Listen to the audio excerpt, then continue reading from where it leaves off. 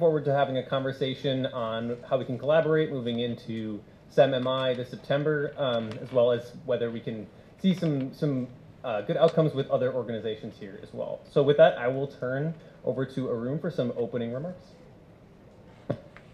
Good afternoon, good morning, and good evening for our colleagues online. Welcome here in person in Delhi and in preparation for CEM13, upcoming CEM event at Pittsburgh. We are here to understand the ongoing collaboration as it is ISGAN and MI, which started a couple of years back, and there was a very good understanding as well as communication and handle transfer from technology to its deployment, and appreciation that there is a continuum for our goal of sustainable development goals. Today's meeting will bring us closer in terms of what we plan for tomorrow. ISGAN is coming into a new being from rather it has already started its new inning from March, and of course Mission Innovation is relaunched, and we need to reaffirm our cooperation because what we create as an innovation has to be sustainable and deployed for society use through a smart grid, and ISGAN is there for making all new technologies seamlessly integrate into the ongoing grid, which is a continuous operative 24/7 machine, and all changes has to be integrated with a view to no disturbance but all changes. So this collaboration is very important and critical across the globe because everyone has a different kind of experience, and today in Delhi when we meet in person with the diverse entities within India and of course across globally, we hope to get more engagement from the grid community as well as research community and the community for policy making from India through CEM as well as MI. So again, I welcome all of you and look forward to a lively discussion and continuing the cooperation. Thank you. All right, we'll now hear from Dr. Reddy, who co-leads the Green Power Future mission. Thank you. I take immense pleasure to be part of this CEM ISGAN MI Green Power Future mission side event. I extend a very hearty welcome to all the participant countries and stakeholders who have gathered here to accelerate the development and demonstration of smart grids technologies. We are aware of the challenges that this would pose to our power system, and enabling smart grid-led transition to provide reliable and quality power with stakeholders' joint collaborative effort is an unquestionable solution. The founding leaders of MI and ISGAN envisaged that to accomplish the objectives of reducing greenhouse gas emissions, improve energy access, and draw path for clean economic growth, R&D in clean energy through global cooperation is vital. During the first phase of MI, both organizations, MI-IC1 Smart Grids and ISGAN, are collectively organized a workshop at Vancouver, Canada. I compliment MI Green Power Future Mission and ISGAN team for advancing the collaboration and organizing this event. As MI Green Power Future Mission is committed towards RD&D in smart grids and power sector, and ISGAN is a strategic platform for accelerated development and deployment of smart grids. I remunerate the collaboration as a prodigious initiative towards the nurturing of mutual interests. My sincere thanks to the MI Green Power Future Mission and ISGAN team for their collective efforts to make this as a success. I am confident that our collaborative endeavors would enable us to realize the vision of affordable, reliable, future smart grid powered by decentralized generation, which are robust and suitable in diverse geographic conditions. I wish all the success to the initiative for identifying as well as implementing collectively mutual interest in smart grid domain and develop technological solution to make world a cleaner place. Thank you. Thank you very much. And we'll now hear a final introductory remark from DDG Chen, China's senior representative for the Green Power Future Mission. Thank you, Chair. On behalf of Green Power Future Mission, I would like to say we are happy, we are very glad to organize this joint side event with ISGAN. And I'd like to welcome all the participants to this side event. Renewable energy and resilient power system play an important role in clean energy transition to meet the carbon neutrality goals. The report by IEA on renewable power pointed out that renewable electricity generation rose up around 7%, with wind and solar PV technologies accounting for almost 60% of increase. To meet the net zero emission by 2050, the share of we need to have more than 60% of share of generation by renewables by year 2030. For example, in China, we need 80% of renewables power generation to reach the power neutrality by 2060. The generation must increase also at average rate of nearly 12% during 2021 to 2030. So we need almost to double the rate of the increase of renewable energy. Meanwhile, we need also to have a resilient, secure, cost-effective power systems. That's why we launched this Green Power Future Mission by China, Italy, and UK. Now we have 27 members from MI countries, private sector, and international organizations.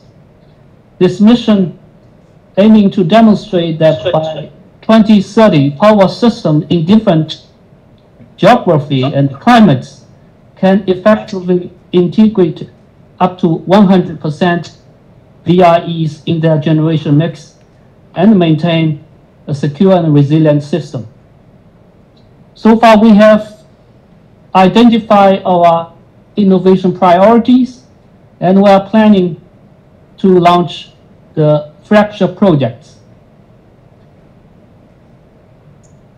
And by securing, I think, the R&D resources from our members.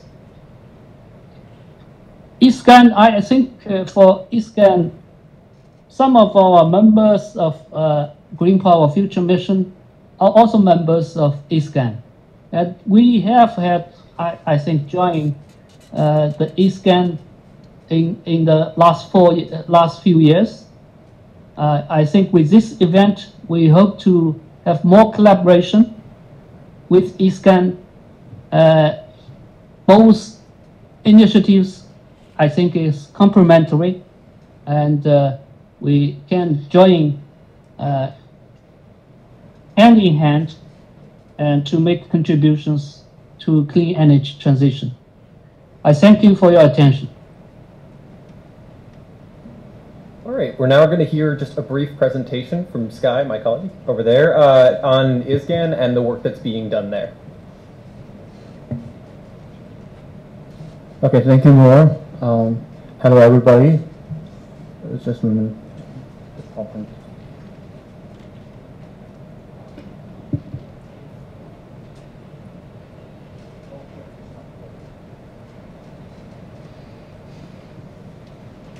Okay, I'm pleased to share the ISGAN's value, a significant value, and the need for collaboration with Green Power Future Mission. I'm Sky Sun, Co-Secretary of ISGAN.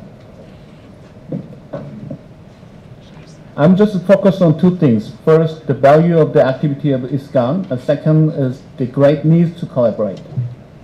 So the first, the value of the activity of ISGAN, the achievement of national, regional, and global clean energy and climate goal is supported by the integration of a variety of smart grid technologies and also application of policies.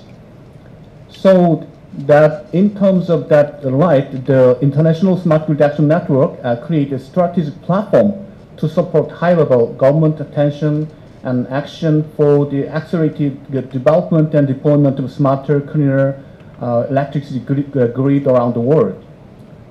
So the smart grid covered 5 continents and already have 27 contracting parties. They're nominated representatives from the executive committee. They're led by the presidium and 2 co-secretariat of ISGAN and working groups. So the ISGAN's vision is to accelerate the progress on key aspects of smart grid policy, technologies, and investment, and also facilitate dynamic knowledge of sharing, technical assessment, and peer reviews, and also project coordination. So our work focus on these 4 topics: flexibility, digitalization, and interoperability, and resilience. The second about the great need to collaborate. To provide this platform for the development and exchange of expertise and competence on the smart clean electric system, and to serve as an important channel. So we just periodically produce a casebook and smart grid-driven technologies and knowledge transfer program in developing countries, and webinars and policy insight and discussion papers and joint workshop.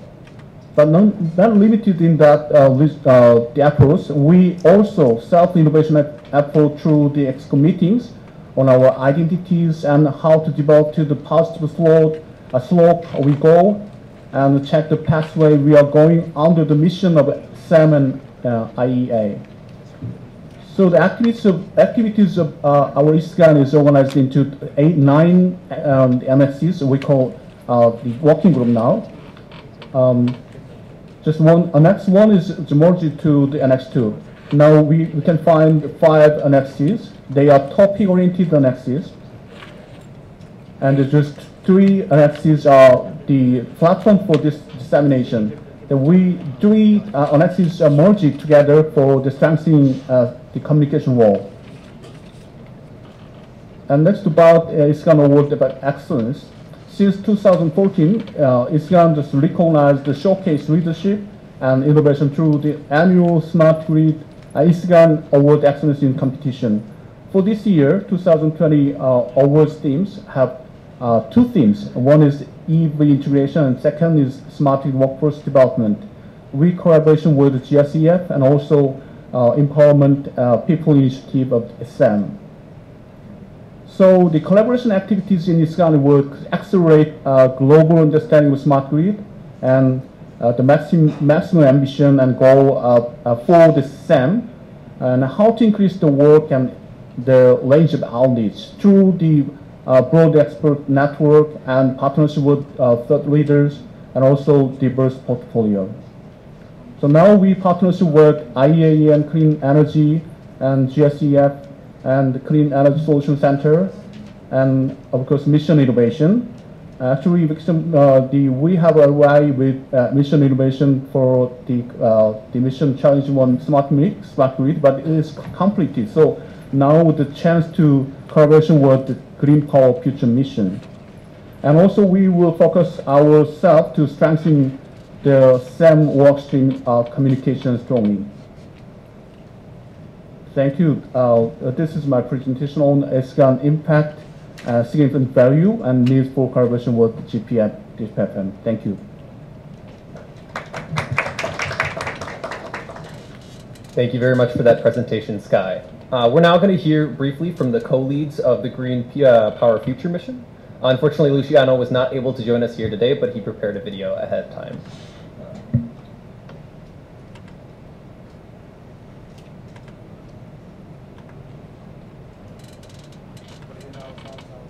it's a real pleasure for me to have the opportunity to shortly introduce the Green Power Future Mission at this joint event with ISGAN. The collaboration with ISGAN is highly strategic for our mission, and we aim to leverage a strong synergy with ISGAN in order to succeed with all innovation that is needed for power systems around the world to be effectively modernized and deeply decarbonized. The main goal of our Green Power Future Mission is to demonstrate that by 2030, power systems in different geographies can be run with up to 100% variable renewable energy in a cost-efficient, secure, affordable, and resilient manner.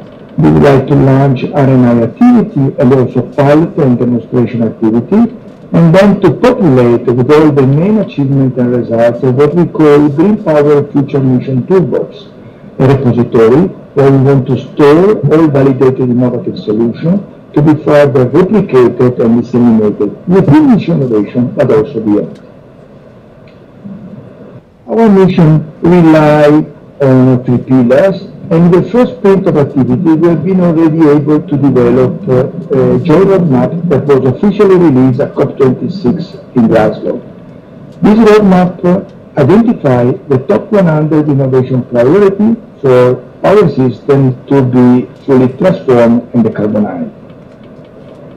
The 3 pillars our mission relies on are dealing with 3 very important aspects. The first one is dealing with DRE technology and clean technology, as well as massive integration in our system of DRE.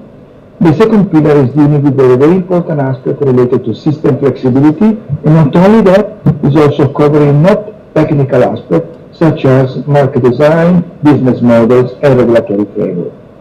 The third pillar is really dealing with a very important aspect that is related to data and system digitalization.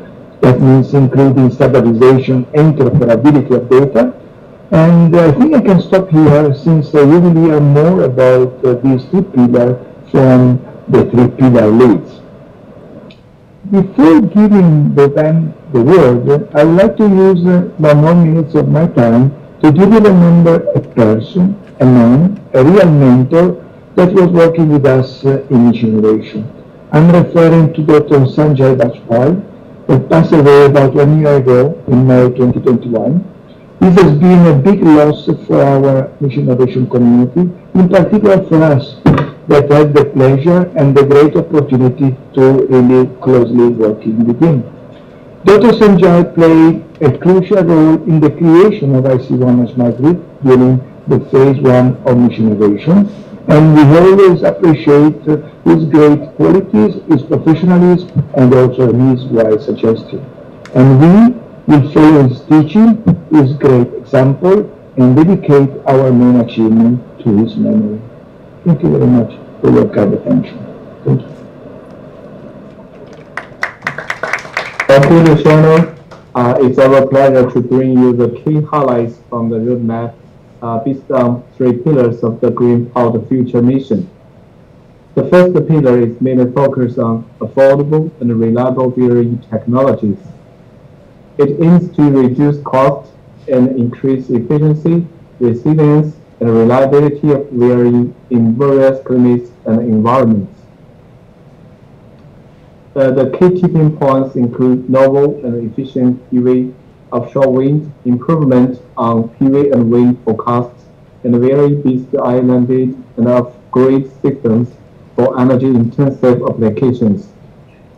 We have identified 6 dams with 36 global innovation priorities for Pillar 1, which cover novel photovoltaic, offshore wind, integrated renewable energy, off-grid system, energy storage, and system stability.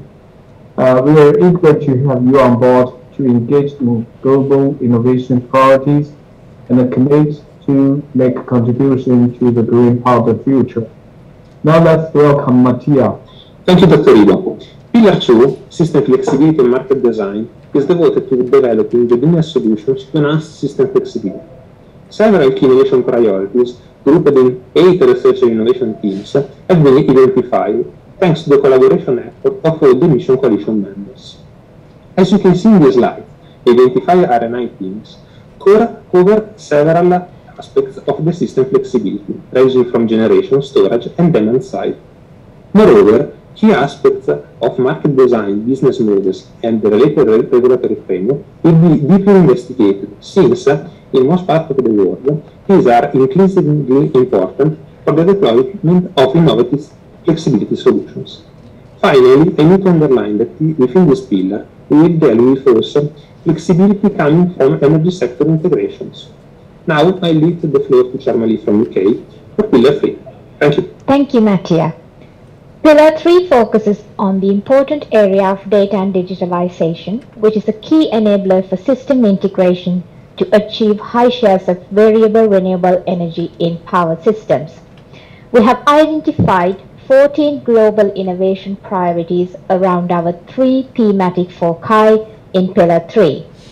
The key thematic areas cover innovation in interoperability and common standards for data exchange, enhancing security in digitalized energy systems, and then designing and testing integrated solutions to manage and control energy assets to optimize the use of flexibility in the whole system.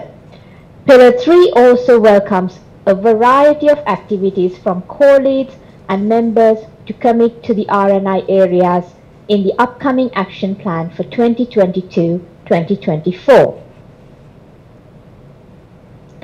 The Green Powered Future Mission is currently developing our action plan for 2022-2024. In this action plan, we will be proudly showcasing our members' projects and programs that will contribute to address the near-term innovation priorities that we have identified in our roadmap. We will also unveil details about the upcoming flagship projects, which are committed actions by our members. The action plan will also show our ongoing efforts to establish success measures and engage with other international initiatives. So please watch this space for the publishing of Green Powered Future Mission Action Plan by mid this year. Thank you.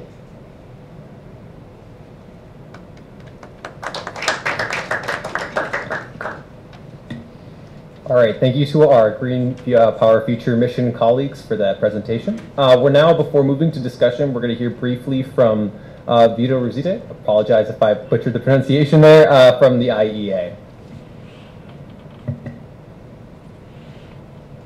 Thank you so much. If we could jump to the next slide, please. Thank you. So it's a pleasure to have the opportunity to participate in this very important and timely event on how to enhance international collaboration and accelerate progress towards decarbonized and resilient power systems. These are challenging times. We're still in the midst of the pandemic. The climate crisis is worsening, and concerns about energy security are growing. Next slide, please. In our chairman today already outlined the magnitude of the challenge and the short time frames that we are facing. We're here among friends, so I'll be frank. I'm worried about the scope and scale of the challenge. The challenge of accommodating for the very high shares of variable renewables that we'll need, the new flexibility needs while we are phasing out conventional flexibility resources, a big push towards electrification with potentially new and harsher demand curves, ensuring access to reliable and affordable energy, the need to at the same time modernize and build out the grid. And at the same time, we're seeing stagnating power system investments. And we're moving towards a power system that beyond what we have now, where we have now a few easily controllable assets, we're moving to a potential situation of millions of small-scale assets that need to be controlled, that need to be monitored. We do need digital solutions, and we need them urgently. In terms of net zero and the magnitude of investments and actions needed, the timelines already seem tight, as 2030 is just 8 years away. If we jump to the next slide. So digital is absolutely essential. Without it, we cannot hope to leverage and effectively utilize all the sources of flexibility that we will need. We cannot shift quickly enough and identify when there are risks of overloads, or when demand is escalating and demand needs to be reduced. We need digitalization to have visibility of the assets. We need better data and analytical tools in order to plan our power systems more effectively. But again, frankly, we are moving slowly in this space. We're not taking advantage of the opportunities. We're not systematically looking into how we can future-proof our electricity systems. We do not only need investments in hardware and software and in innovation, but we also need investments in people, in capacity, in new skills, in new ways of collaborating between stakeholders, in new ways of communicating. And as I mentioned, we definitely need innovation, but not only in new technologies, but also in new policies and new business models and new regulations. An important part of today's conversation is how to make our messaging clearer about the importance of this topic area. How do we reach a wider audience, and how do we drive or stimulate action?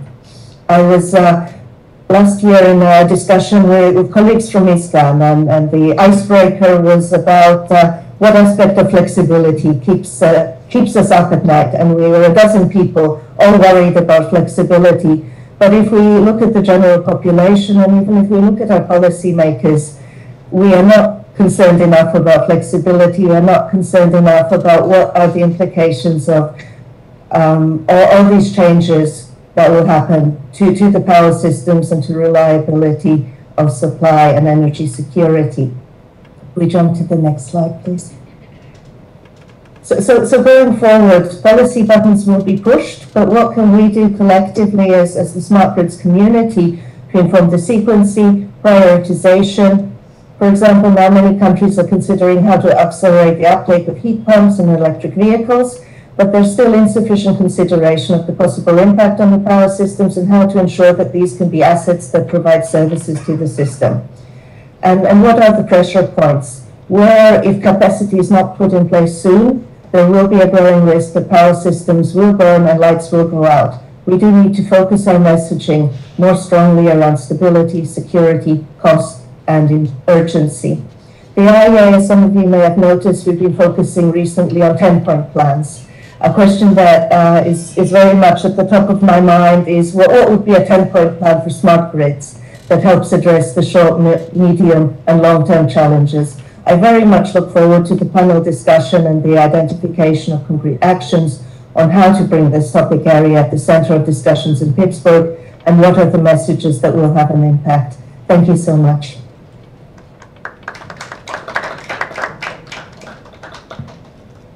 All right, thank you very much. We're now going to move into a discussion surrounding collaboration and work moving into CEM this September in Pittsburgh. Just briefly, if you are interested in talking on any of the discussion questions, just give me a signal or raise your hand in the virtual environment, and we'll be sure to get to you. If you would please introduce yourself briefly, just so everyone knows who you are and what you're saying, and then we're happy to hear from you. So the first discussion question we have here is what areas could be identified for ISGAN, Green Future Power Mission, and other partners in the international environments to collaborate going forward? Where can we identify those synergies, and where is there true work to be done? So if anybody wants to jump in on that.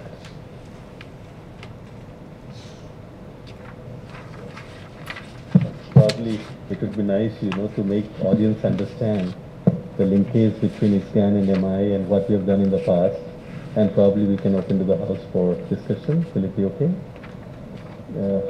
Sure. Sky, if you want to come in on this. I have a couple of slides to present actually. Oh, yes, please, go ahead. Yeah, that's right. So can you just see the presentations? Presentations on, please. Yeah.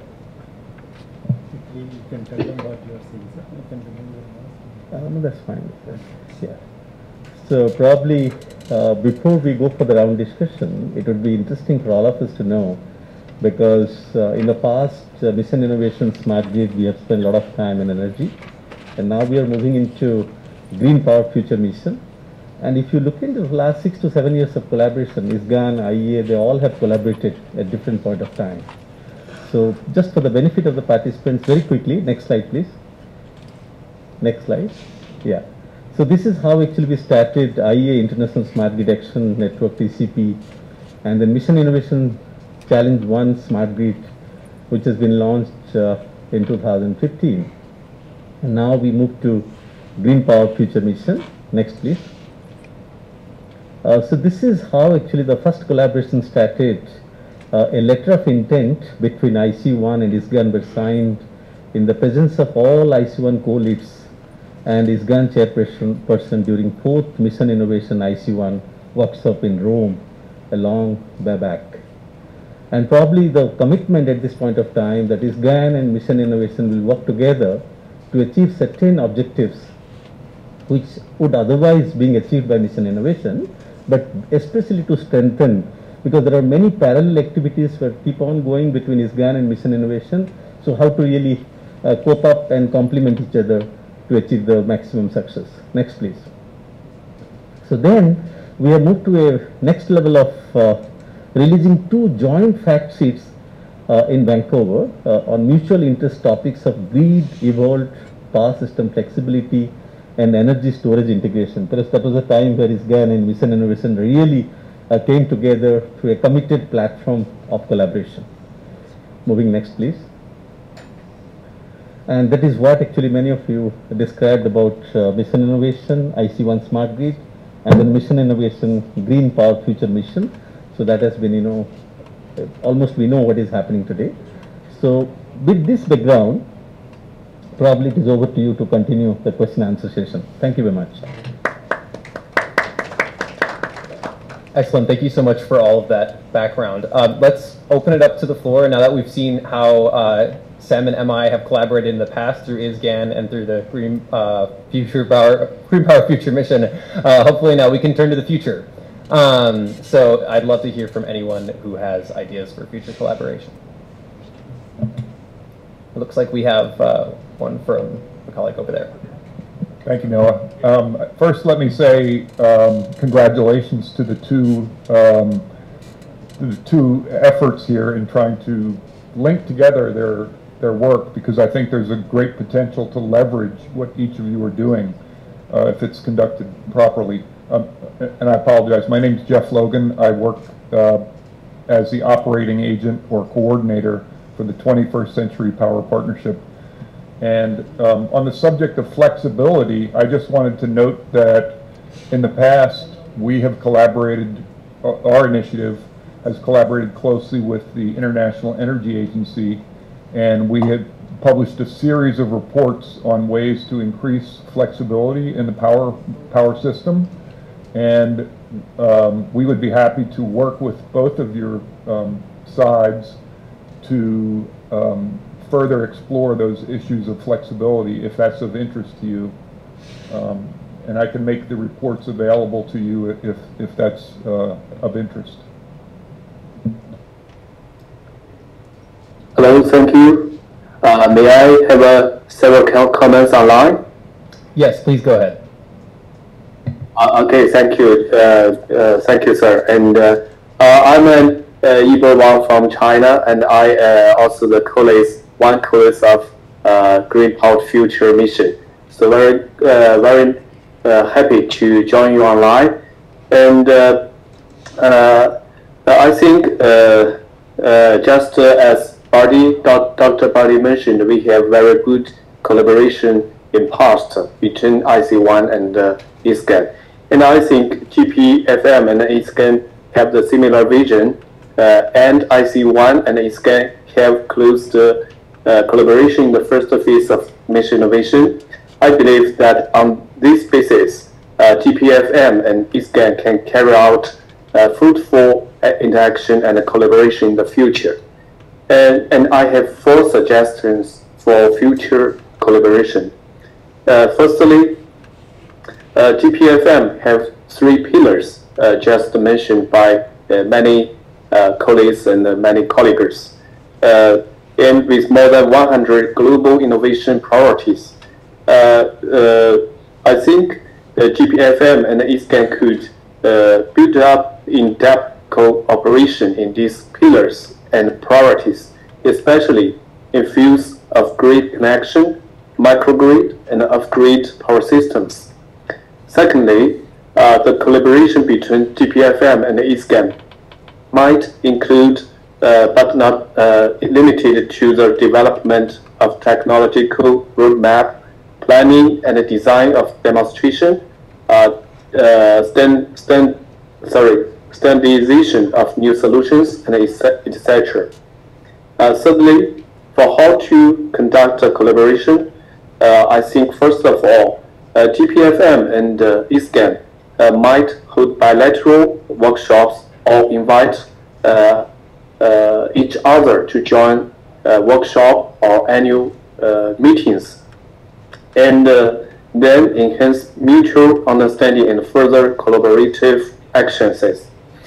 The last one, before CEM13 and MI-7, I think TPFM and ISGAN might conduct in-depth discussions on collaboration opportunities, such as TPFM's 2022 to 2024 action plan, flagship projects, and relevant matters. And this could result to release the TPFM and ISGAN's collaboration agreement as a deliverable in September. So I think the collaboration not only between Green Power Future Mission and the ISGAN, but for all international organizations and all countries in the globe. So look forward to close collaboration between all of people and organizations around the world, interested on smart grid, interested on green power system. So that's my opinions. Thank you all. Thank you. Thank you. It looks like we might have a few colleagues with their hands up online. Would it be possible for us to see who that is here? And while we're waiting on that, is there anybody else who would like to jump in on those points as to ideas for collaboration going into, especially for concrete deliverables going into CEM13 MI-7 in September? May I? Yeah. So building from what Wang said, that MI and ISGAN both have a flexibility as a one of the MI future mission has a flexibility pillar, and ISGAN has a working group on flexibility, of course on digitalization as well. So maybe explore the possibility of mapping where we are focusing, what are the target for the flexibility in terms of, say, the IEA blueprint of 6 stages of renewable, where to begin with there is no impact of renewable, and ultimately you have the 6th stage where there is a whole lot of period, 100% renewable. That's of course the target for 2030. So can we come out with a collaboration agenda so that we can map those 6 stages of power system, where you have from a stage 1 there is no impact of RE to the stage 6 where RE is the only solution which we are targeting at 2030, and what kind of flexibility in terms of target, in terms of geography, in terms of the technology, in terms of energy mix, or for that matter energy systems integration through grid can be achieved or will be focused, or what parameters can be mission innovation green power future mission will target, and the corresponding or collaborative or common in terms of regulation, in terms of experimentation on the grid side, which ISGAN can undertake or influence or put together the activities for the grid community to be ready, or to showcase that where we will be looking for solutions. So that could be an effective way of the flexibility, technology and probability emerging, as well as grid and its regulation simultaneously being prepared and ready to consume what's coming as far as the development in flexibility technology is concerned. So that could be one way where Group 9 and the Pillar 3 can collaborate and come up with a strategy for work. Maybe the path forward up to 2030. Currently we have 4% as reduction, or solar and wind as the only one, but then there will be staged and collaborated cooperation and mid-stage achievements or goals which will be fixed for both sides. Thank you, Varun. It looks like we have a comment from a colleague online, AK Saxena.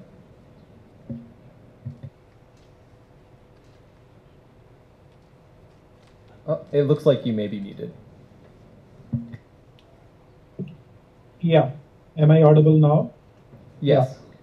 Yeah. Greetings to all of you. I am AK Saxena from Terry, and very happy to note that there is a discussion in regard to finding the synergies and finding the collaboration. And I think a few ideas have already come. And the three main pillars which are there, I think they are extremely important, what have been mentioned today.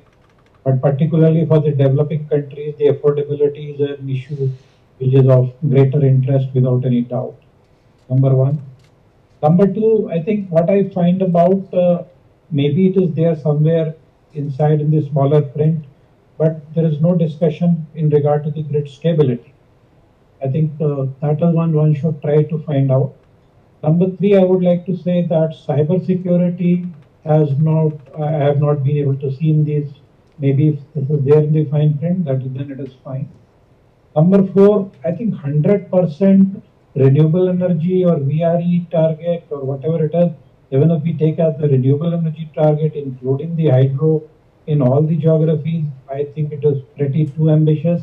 I think one has to look at the country-specific situation and country-specific possibilities which are there. A number of entities have done these studies for, particularly for India, including the Central Electricity Authority, and we have also done these studies for the 2030 and also about to complete for 2050. I think one has to look at whether this target which we are giving as it is a sort of a global target, uniform target, or there have to be differentiated targets. And I feel that it is too ambitious to think that the things will fall in place for every country to achieve 100% renewable energy target by 2030. And lastly, I think, is there anything about the financial support which is being talked about, or it is only about the technology and the partnership and other things? So thank you so much for giving us an opportunity. Thank you very much. Do we have any other thoughts on the specifics as to the, yes, please. Hello, my name is Shalu Agrawal. I'm work with the Council on Energy, Environment and Water, a policy research think tank in Delhi. My few submissions are, an extension of what Mr. Saxena mentioned, that when we look at like a country like India, there are diverse discoms at different stages of financial stability and health, and how can these partnerships be also leveraged to help these distribution companies to implement some of the ideas that are being discussed under these various pillars? So, and is there like, some sort of budgetary or technical support that can be made available for, say, some on-ground pilots or sandboxes that can be tried out, and that will give confidence to these utilities to actually, take the ideas from paper to the ground, which just communication doesn't help unless they see and believe. Everyone is worried about the grid stability, as you also pointed out. So, yeah. Thank you. Thank you. It looked like we had another contribution over here. Yes. Good evening. My name is Vikram Gandotra, and I'm from the industry, OEMs. Fantastic presentation which I have seen till now, and technology roadmaps are in the right direction. There's no doubt about that. But we have been seeing these for the last so many years. Now we have reached a stage when, as you have seen here also, billions of dollars are likely to be invested. My worry is, has any study or any work been done to see whatever has been invested till now, how has that been giving results? So if we want to invest more money, we should be clear what are the factors, underlying factors that have to be taken in consideration before these large investments are done, not just in India. I mean, in India we are seeing that 3 trillion INR what is going to come. Similar is the case everywhere in the world. So whether it is a social issue with the utility who has to implement that, whether it is a capacity issue with respect to the people who have to own this new technology, or whether it is something more, is it a matter of contracting, the way contracts are designed, or something else. Technology is there. Technology is moving very fast, and it is going to be ready for the projects to be implemented. But there are the other set of factors which should be kept in mind and seen how we are ready with respect to that. Thank you. And we can take examples from projects which have been done well in India or outside India, and make a platform to share that. Maybe come out with 5, 6, 7, or maybe 10 areas where some basic work should have been done before a lot of money is invested in technology. Thank you. Yes, please do. Hello, good afternoon, good morning. My name is Ganesh. I'm from Tata Power. One thing which I wanted to also kind of sensitize is when we kind of look at technologies, when we come out with pilots, when we find solutions, it is also to really dovetail it with the regulatory framework. Because what happens is, whatever amount of technology comes in, let me give you some example. If you look at the battery energy storage system, it has been said that it is a proven technology, it works well and all, but it has not found a regulatory value. We have done few pilots. We have installed a 10 megawatt. We have installed at the community level. We have installed at the core level. It has not found a regulatory acceptance. Now, when you are talking about, papers, when we are talking about reports, when we are talking about pilots, unless until that translates into a real business case, or at least if it not a business case, but at least an acceptance from the regulatory framework, that yes, it could be, it could come into the grid, it could be regularized. There are certain benefits which has to be, it will not work.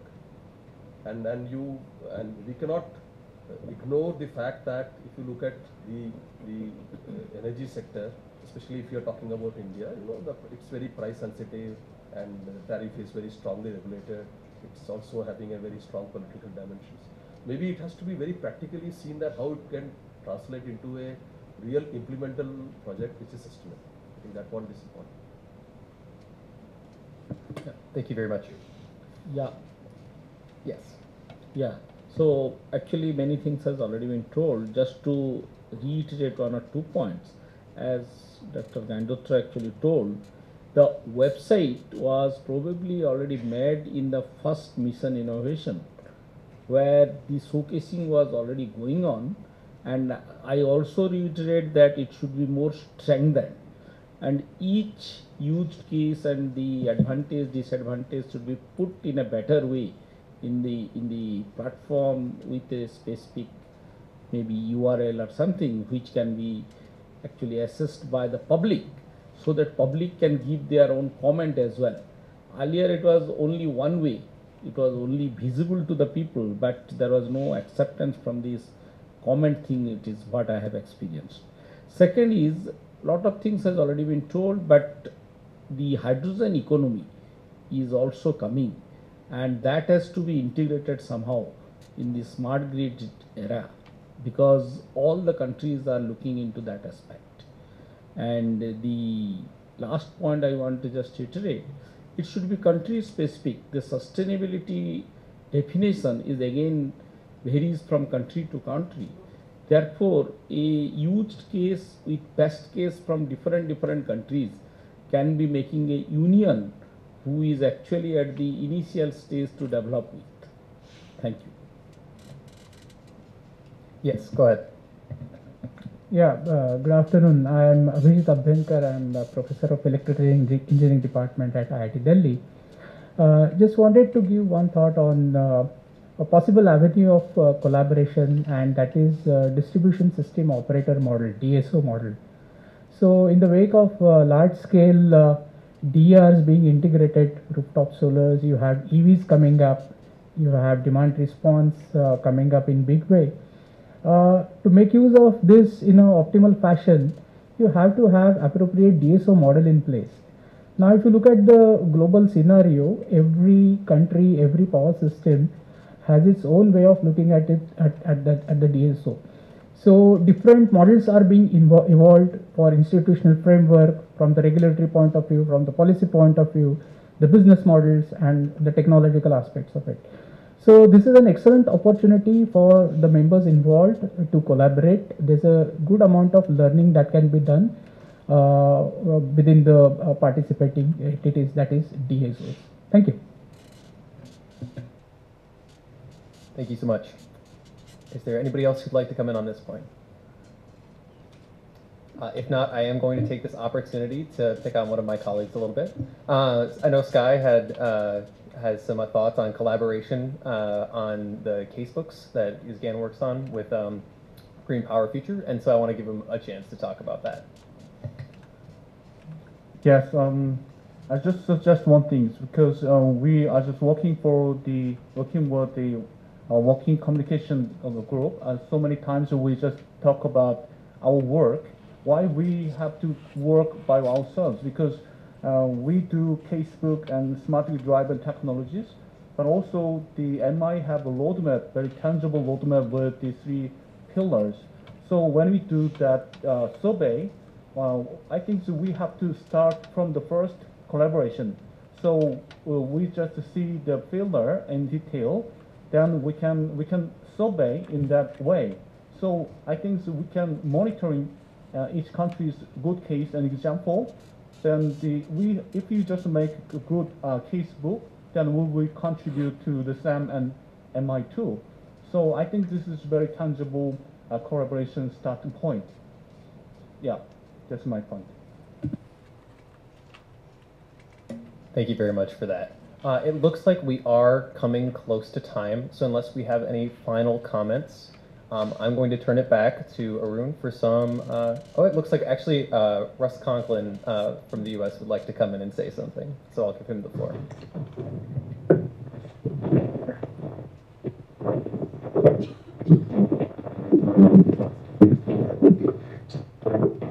We're having some trouble hearing you, Russ.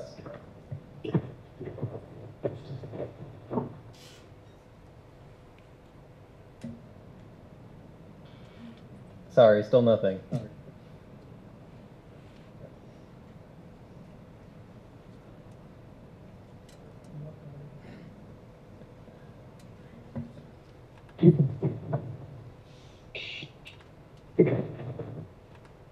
Sorry, Russ. All right. Well, I'm sure it was inspiring words of wisdom.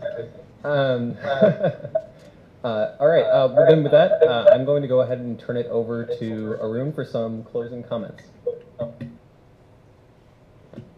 Thank you. I think this event is well participated here, and thanks for all of you for sharing your thoughts in terms of how Mission Innovation, Future Green Power Mission, as well as ISGAN can collaborate. And there have been some solid idea right from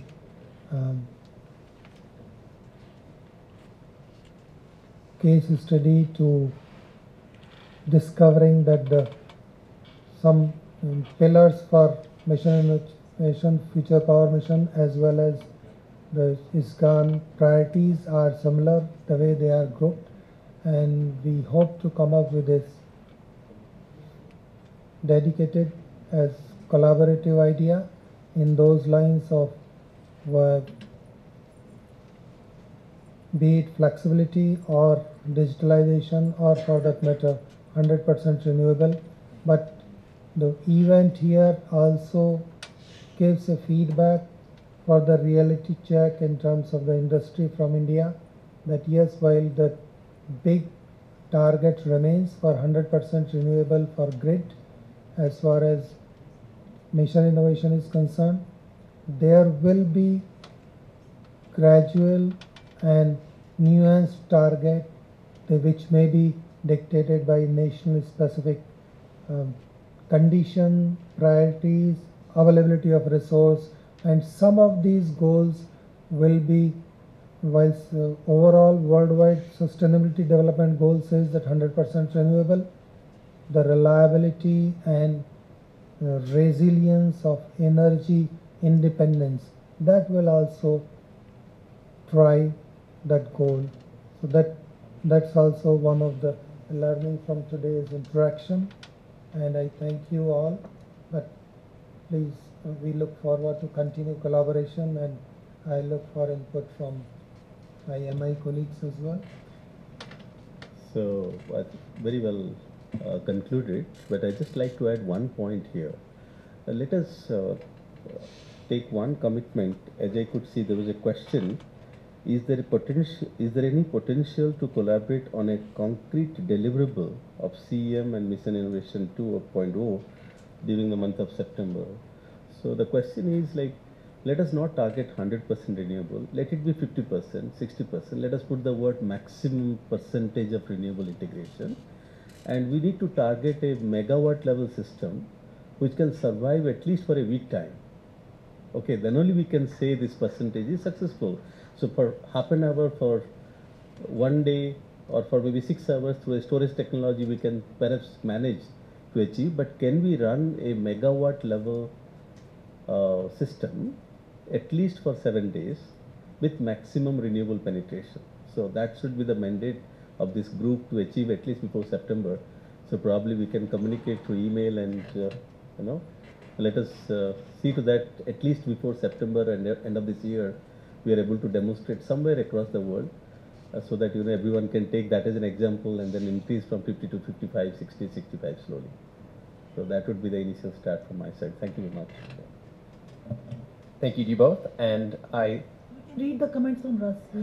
Yes, it looks like Russ was pointing out that there were several ideas that came up here for collaboration for deliverables for the ministerial. I think those are things we should definitely explore and things that we should continue talking about going forward. And with that, I think we're at time. So I want to thank everybody for joining us here today. I think we've had a very productive conversation, and I look forward to seeing more of it in the future. Thank you.